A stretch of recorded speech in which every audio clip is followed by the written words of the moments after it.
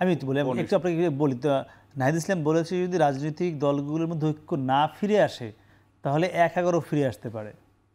এই কিছুদিন আগে কিন্তু তথ্য উপদেষ্টা আমার একটি স্ট্যাটাস দিয়েছিলেন, মানে এগুলোও কি কোনো শঙ্কার জায়গা আছে কিনা এখানে? এগুলো তো কিছু জুজুর ভয় দেখানো, যে কাকে দেখাচ্ছে?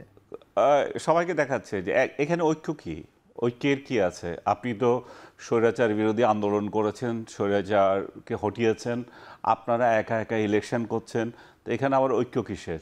একা একা বলতে কারা? আপনারা আওয়ামী লীগ তো নাই, স্বৈরাচার তো নাই, স্বৈরাচার ছাড়া ইলেকশন করছে না, তো স্বৈরাচার ছাড়া আপনারা যখন একা একা ইলেকশন করছেন, তো এখানে একা স্বৈরাচার ছাড়া একা একা কেন? মানে স্বৈরাচার ছাড়া হলে একা একা হচ্ছে এরকম? হ্যাঁ, স্বৈরাচার তো নাই এখানে, আপনারা নিজেরা নিজেরাই ইলেকশন করছেন। আপনার কি মত, আনা উচিত মানে কি আনা উচিত না উচিত সেটা সরকার দেখবে, কিন্তু কথা হচ্ছে যে ইলেকশন, আপনার কি মত? আমি তো সবসময় চাইবো যে ইনক্লুসিভ ইলেকশন, কারণ এই যে ইলেকশন যদি আপনি আরেকজন, মানে ভাই আওয়ামী লীগ ছাড়া কি ইনক্লুসিভ ইলেকশন হবে না? আপনার দৃষ্টিতে হয়তো হবে, আমার দৃষ্টিতে হচ্ছে না। আমার দৃষ্টিতে আমি এই জন্য হচ্ছে না মনে করি যে, কারণ এই ইলেকশনটা সামনে আবার প্রশ্নবিদ্ধ করবে অন্যেরা, আওয়ামী লীগই প্রশ্ন তুলবে যে তোমরা তো বলেছিলা আমরা তোমাদেরকে ছাড়া আমরা ইলেকশন করেছি, তাহলে এখন আমাদেরকে ছাড়া ইলেকশন করেছে, তাহলে একটা প্রশ্ন সুযোগ থেকে যায়। আর আওয়ামী লীগ যে ইলেকশন করছে না সেটা তো অনেকটা ক্লিয়ার, কারণ এটা আওয়ামী লীগের যে প্রতীক সেটাও নির্বাচন কমিশন রাখে নাই, সো এটা নিয়ে এখানে তর্ক করার দরকার নাই। কিন্তু মূল বিষয়টা হচ্ছে যে আপনারা যে ঐক্যের কথা বলতেছেন, ঐক্যের ঘাটতি কোথায় আছে এখানে? কারণ আপনি বিএনপি ও এনসিপি ও জামায়াত, আপনার তো একটা আলাদা প্ল্যাটফর্ম আছে, আপনার একটা আদর্শ আছে, আপনার উদ্দেশ্য আছে, সো আপনি তো আরেকজনের সাথে মিলবেন না, এবং আপনার যে প্রতিযোগিতা থাকবে এটা তো হেলদি প্রতিযোগিতা।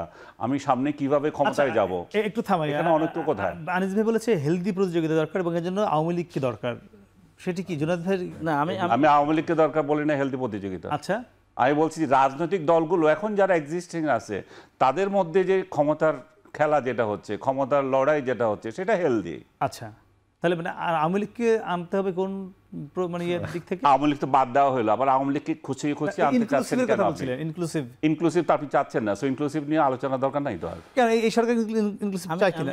আমি ভাইয়ের সাথে দ্বিমত এই জায়গায়, কারণ হচ্ছে আপনাকে বুঝতে হবে যে আওয়ামী লীগ এখন কি করছে। মেজর সাদিক, সুমাইয়া, গুলশানারা এখনো ট্রেনিং দেয় এই বাংলাদেশে অভ্যুত্থানকারীদেরকে হত্যা করার জন্য।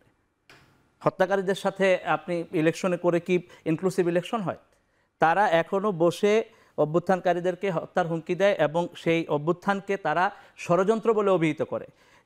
যাকে আমরা গণ অভ্যুত্থান বলছি, এই বাংলাদেশের মানুষজন যে ফ্যাসিবাদের বিরুদ্ধে লড়াই করেছে, সেই লড়াইকে আপনি ষড়যন্ত্র বলবেন, সেই লড়াইকে আপনি বলবেন হলো উন্নয়নের বিরুদ্ধে, আপনি বলবেন হলো গণমানুষের বিরুদ্ধে, অথচ গণমানুষ যে লড়াইয়ে সম্পৃক্ত ছিল। সুতরাং তাদেরকে নিয়ে আমরা শুনে আসি। সুতরাং তাদেরকে, যারা এখনো স্টিল নাও, এই যে হেলাল ভাই বলেছিলেন যে দিল্লি সন্তুষ্ট হতে পারে নাই, দিল্লিতে তারা গিয়ে বসে আছে, কই এখন তো আমরা এমন দাবি দেখছি না, কেন তাদেরকে বাংলাদেশে পাঠানো হচ্ছে না বিচারের জন্য? কেন এখন পর্যন্ত আমরা বিচারের ক্ষেত্রে যারা বলছেন ইনক্লুসিভিটির কথা, তাদের বিচারের ক্ষেত্রে কথা কোথায়? বিচার এই যে গত 14, 18, 24 ইলেকশন হয়েছে, সেগুলো কি ইলেকশন হয়েছে?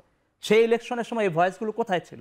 কোথায় ছিল সেই ভয়েসগুলো? ছিল, ওনারা সবসময় শুনে নাই, অন্তত আমি আমার দিক থেকে তো বলতে পারবো আমার ভয়েস ছিল, আমি টেলিভিশনে বলেছি। বিচার চান কিনা বলছিলেন, ইনক্লুসিভ ইলেকশন যারা চায় তারা বিচার চায় কিনা? চাইবে না কেন? বিচার তো সমস্ত অপরাধীর বিচার হতে হবে, যত হত্যাকারী আছে, ব্যাংক লুটেরা আছে, সবাই বিচার করতে হবে। কিন্তু বিচারের নামে আপনি যাচ্ছে তাই করবেন, তাহলে সেই বিচার আন্তর্জাতিকভাবে এবং দেশীয়ভাবে কোনোভাবেই, মানে এই সরকার যাচ্ছে তাই করছে না, সঠিক পথে আছে বিচারের? এখনো পর্যন্ত তো এটা এই সঠিক পথে মনে হচ্ছে না, কারণ সঠিক পথে মনে হয় না, কারণ যে আসামি তার উকিলেই থাকতে পারে না আদালতে, তাহলে আর কিসের সঠিক বিচার? এগুলা উকিলে তো যেতে পারে না, উকিলেরই পিটায়।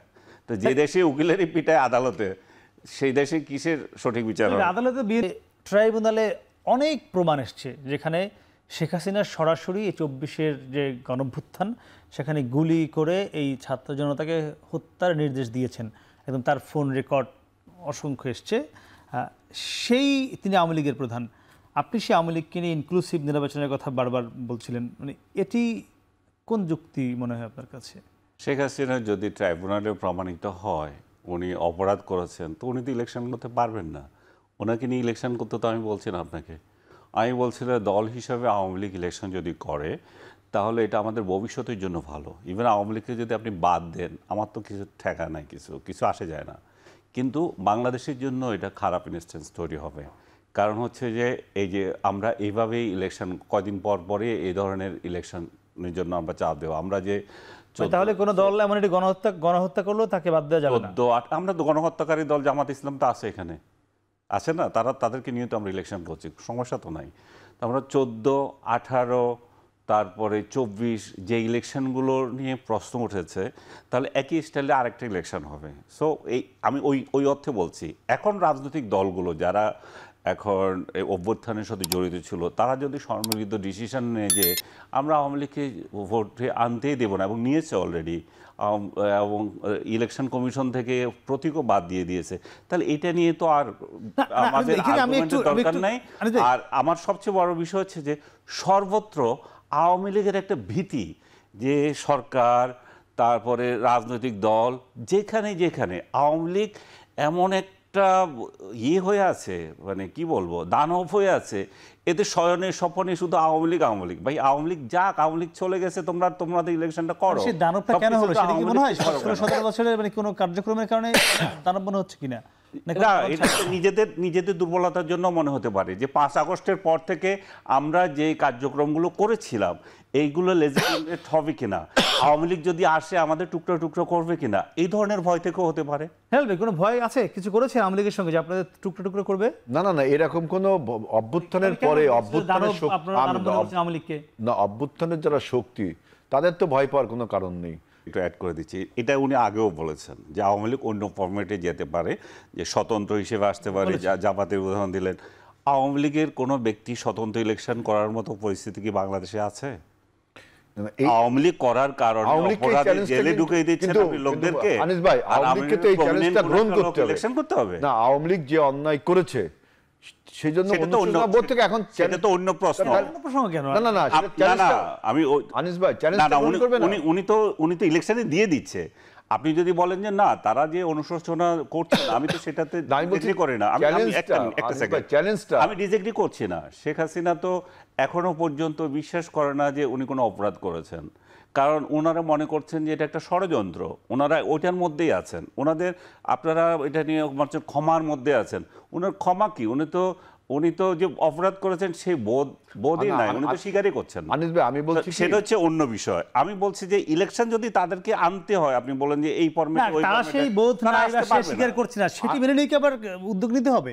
না, সেটার মধ্যে নিবে কি না নিবে সেটা রাজনৈতিক দল জনগণ নির্ধারণ করবে। কিন্তু আমি বলছি যে আওয়ামী লীগের স্বতন্ত্র ইলেকশন করার যে ফর্মুলা উনি দিচ্ছেন, সেটা আমি সেটা বলছি।